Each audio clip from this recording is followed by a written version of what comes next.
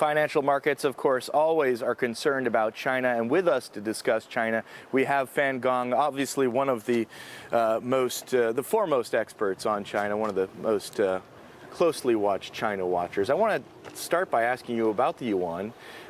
It wasn't on the agenda in Nanjing at the G20, but it certainly was discussed. And it sounded like the G20 leaders were trying to coax China into accelerating the appreciation of their currency. Well, since last June, the yuan already appreciated about 4%. Well, sometimes it's even higher.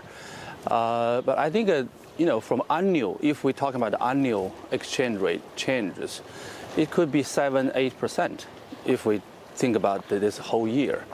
So from that point of view, it's not too slow.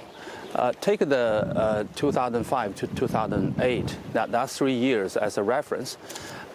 Totally, you appreciate 20% in that 3 years. And that's a big deal. And for the Chinese economy, it's already quite a big deal. It doesn't sound like we can expect a rapid acceleration of the appreciation of the yuan. No, I think that this gradual approach has been agreed. And I think that's a suit China economic growth agenda and suit the employment issue. So I think that would not be changed. Yeah. We saw those industrial production numbers. How long can China sustain this phenomenal economic growth it's seeing? Well, if we're talking about all the factors which contribute to this high growth, most of them are still there.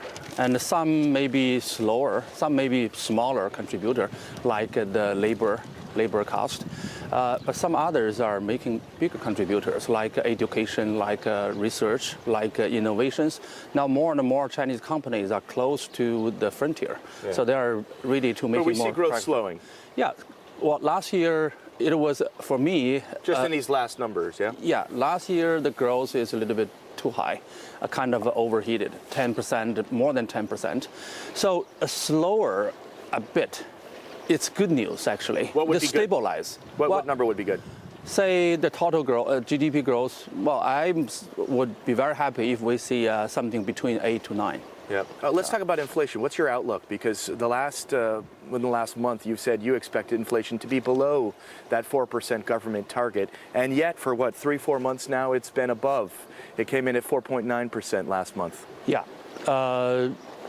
From point of view of monthly changes, now it is still the high season in the sense that it could be still quite high because of weather, because of the winter, because of last year's over liquidity. But I think the policies already work on that issue very seriously. The monetary policy now is very tight. And given the time, given several months' time, it will come down. Under 4%, I believe, in, say, a quarter. You said monetary policy is tight. Does it need to tighten further? Well, that really depends. There is a lot of liquidity still there, and there is some increase of the foreign reserve. That means increase of base money supply. So maybe we need further sterilization.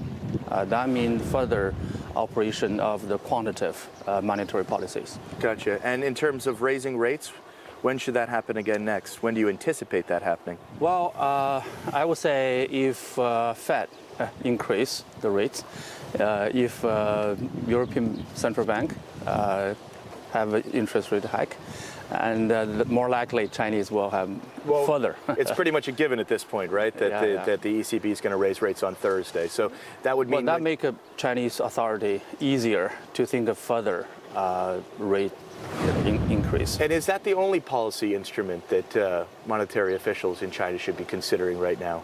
Should they be looking at bank reserves, for example? No, they're still using the bank reserve very much. And basically, they use that reserve ratio as a key policy instrument in the quantitative control.